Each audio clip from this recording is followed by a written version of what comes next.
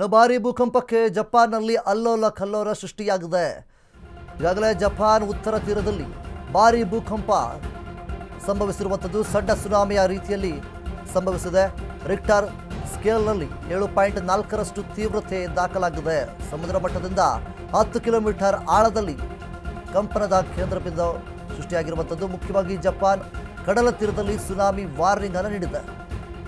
ದಿಢೀರನೆ ಈ ರೀತಿಯಾಗಿ ಸುನಾಮಿ ಎದ್ದಿರುವಂಥದ್ದು ಮತ್ತು ಭೂಕಂಪ ಸೃಷ್ಟಿಯಾಗಿದೆ.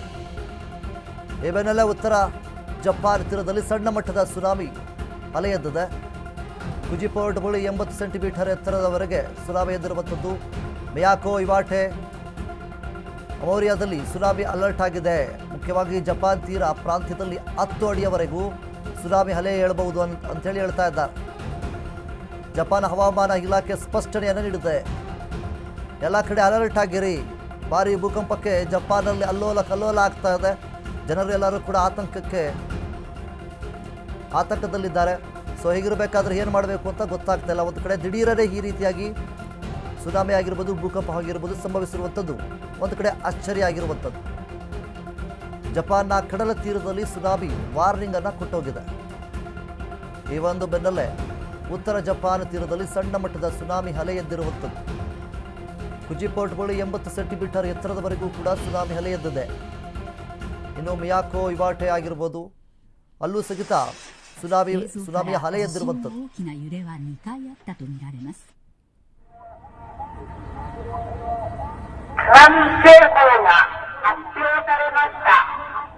ಇನ್ನು ರಿಕ್ಟರ್ ಸ್ಕೇಲ್ನಲ್ಲಿ 7.4ರಷ್ಟು ತೀವ್ರತೆ ದಾಖಲಾಗಿರುವಂಥದ್ದು. ಈ ರೀತಿಯಾಗಿ ಸುನಾಮಿ ಮತ್ತು ಭೂಕಂಪ ಸಂಭವಿಸಿದೆ. ಸಮುದ್ರ ಮಟ್ಟದಿಂದ 10 ಕಿಲೋಮೀಟರ್ ಆಳದಲ್ಲಿ ಕಂಪನದ ಕೇಂದ್ರ ಬಿಂದು ಅಲ್ಲಿ ನಡೆದಿರುವಂತಹ ಘಟನೆ ಇದು. ಜಪಾನ್ ಕಡಲ ತೀರದಲ್ಲಿ ಸುನಾಮಿ ಬಂದು ವಾರ್ನಿಂಗ್ ಅನ್ನು ಕೊಟ್ಟೋಗಿದೆ. ಅಲ್ಲಿದ್ದಂತಹ ಜನರಿಗೂ ಕೂಡ ಆಶ್ಚರ್ಯ ಮತ್ತು ಆತಂಕ ಕೂಡ ಎದುರಾಗಿದೆ. ಫುಜಿ ಪೋರ್ಟ್ ಬಳಿ 80 ಸೆಂಟಿಮೀಟರ್ ಎತ್ತರದವರೆಗೂ ಕೂಡ ಸುನಾಮಿ ಅಲೆ ಬೀಸಿದೆ. ಮುಖ್ಯವಾಗಿ ಭೂಕಂಪ ಮತ್ತು ಸುನಾಮಿ ಈ ಒಂದು ಕಾರಣಗಳಿಂದಾಗಿ ಜನರು ಕೂಡ ಆತಂಕಕ್ಕೆ ಒಳಗಾಗಿದ್ದಾರೆ. ಆಶ್ಚರ್ಯವಾದಂತಹ ಘಟನೆ ನಡೆದಿದೆ. ದಿಢೀರನೆ ಈ ರೀತಿಯಾಗಿ ನಡೆದಿರುವಂಥದ್ದು ಅಲ್ಲಿರುವಂಥವರಿಗೆ ಕೂಡ ಒಂದು ಕಡೆ ಆತಂಕ ಎದುರಾಗಿರುವಂಥದ್ದು. ಏನೋ ಭಾರಿ ಭೂಕಂಪಕ್ಕೆ ಜಪಾನ್ನಲ್ಲಿ ಅಲ್ಲೋಲ ಕಲ್ಲೋಲ ಸೃಷ್ಟಿಯಾಗಿರುವಂಥದ್ದು. ಒಂದು ಕಡೆ ಸುನಾಮಿ, ಇನ್ನೊಂದು ಕಡೆ ಭೂಕಂಪ ಎರಡೂ ಕೂಡ ಏಕಾಏಕಿಯಾಗಿ ಸಂಭವಿಸ್ತಾ ಇದೆ. ಇದರಿಂದ ಜನರು ಕೂಡ ಅಲ್ಲೋಲ ಕಲ್ಲೋಲ ಆಗಿದ್ದಾರೆ. ರಿಕ್ಟರ್ ಸ್ಕೇಲಲ್ಲಿ ಈಗಾಗಲೇ 7.4ರಷ್ಟು ತೀವ್ರತೆ ಕೂಡ ದಾಖಲಾಗಿರುವಂಥದ್ದು. ಒಂದು ಕಡೆ ಸಮುದ್ರ ಮಟ್ಟದಿಂದ ನಾವು ನೋಡೋದಾದರೆ 10 ಕಿಲೋಮೀಟರ್ ಆಳದಲ್ಲಿ ಒಂದು ಕಂಪನ ಸೃಷ್ಟಿಯಾಗಿದೆ. ಜಪಾನ್ ಕಡಲ ತೀರದಲ್ಲಿ ನಡೆದಿರುವಂತಹ ಘಟನೆ ಇದು. ಇದರ ಒಂದು ಬೆನ್ನಲ್ಲೇ ಉತ್ತರ ಜಪಾನ್ ತೀರದಲ್ಲಿ ಸಣ್ಣ ಮಟ್ಟದ ಸುನಾಮಿ ಅಲೆ ಎದ್ದಿದೆ. ಸೊ ಜಪಾನ್ನಲ್ಲಿ ನಡೆದಿರುವಂತಹ ಘಟನೆ ಇದು. ದಿಢೀರನೆ ಏಕಾಏಕಿಯಾಗಿ ಭೂಕಂಪ ಮತ್ತು ಸುನಾಮಿ ಸಂಭವಿಸಿದೆ. ಅದರಿಂದ ಜನರು ಕೂಡ ಹೈರಾಣಾಗಿದ್ದಾರೆ.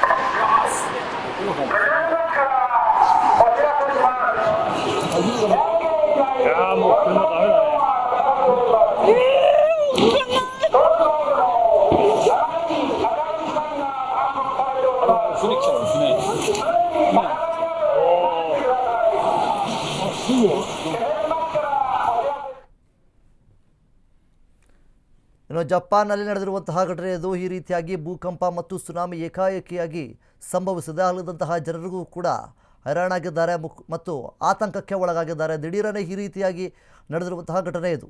ನೀವು ದೃಶ್ಯಾವಳಿಗಳಲ್ಲಿ ಗಮನಿಸ್ತಾ ಇರ್ಬೋದು ಯಾವ ರೀತಿ ಆ ಒಂದು ಭೂಕಂಪ ಮತ್ತು ಸುನಾಮಿ ಸಂಭವಿಸಿದೆ ಅನ್ನೋದನ್ನು. ಮುಖ್ಯವಾಗಿ ಈ ರೀತಿಯಾದಂತಹ ಘಟನೆಗಳು ನಡೆದಂತಹ ಸಂದರ್ಭದಲ್ಲಿ ಎಂಥ ಒಂದು ಧೈರ್ಯ ಇರುವಂತಹ ವ್ಯಕ್ತಿಯೂ ಕೂಡ ಧೈರ್ಯವನ್ನು ಕಳೆದುಕೊಳ್ತಾರೆ. ಅದರ ಜೊತೆಗೆ ಜಪಾನ್ನಲ್ಲಿ ನಡೆದಿರುವಂತಹ ಘಟನೆ ಇದು.